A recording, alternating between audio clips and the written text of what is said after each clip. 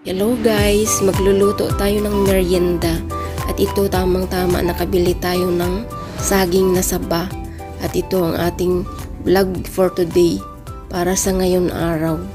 At ito ang ating unang gagawin, babalatan natin ang saging, isang piling, ilagay lang natin sa isang lalagyanan. Pagkatapos natin nabalatan, buo lang siya at hindi na natin kailangan hiwain. Meron tayong brown sugar, saging na binalatan at mantika. At magpainit tayo ng mantika sa kawali, yung tamang-tama lang na makapaluto sa ating saging. Ganyan lang, buo lang siya, ilagay natin dyan. Kasi wag natin masyadong pupunuin para hindi tayo mahirapan maghalo.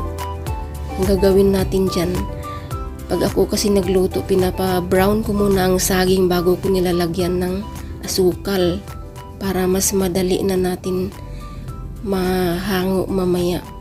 Madali kasi masunog ang asukal or madaling matunaw. Kaya pinapa-brown ko muna siya or medyo luto na siya talaga bago lagyan ng asukal. Ganyan lang, pag nag-brown na siya, babaliktarin lang natin para magpantay, para yung kabila ay maluto din. Saka natin lalagyan ng asukal. Pag ganyan na siya, pwede na tayo maglagay ng asukal. Ang gamit ko dyan ay parang brown sugar. Mas maganda sana yung pula na muscovado, pero wala tayong nabilan ng muscovado. Yan na lang, brown sugar. At yan, babaliktarin lang natin para dumikit ang asukal dito sa saging. Mas madali kasi matunaw ang asukal. At hinaan lang natin ang apoy para hindi masunog. Medyo napalakas lang ang apoy ko dyan, kaya medyo umusok ng kaunti. Ayan, medyo dumikit na ang asukal sa saging. Natunaw na ang ating nilagay na asukal. Pag nakut na siya mamaya lahat, hanguin na natin kasi luto na rin yan yung saging bago natin ilagay asukal.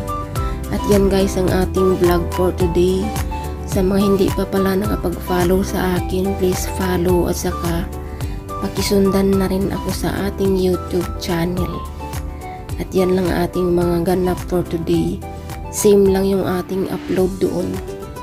Maraming salamat sa mga laging nakasubaybay sa ating mga video.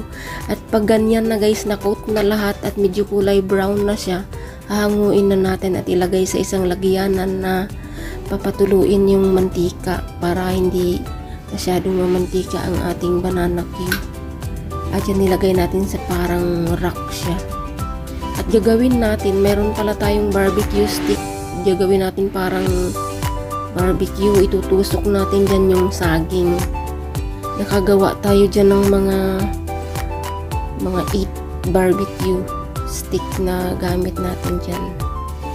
8 pirasong banana cue. At yan ang ating ganap for today. Thank you sa panonood. At please follow for more. At yan ang ating mga nagawang video sa ngayong araw. At yan na guys, ready na para tayo ay magmerienda. Thank you sa panonood.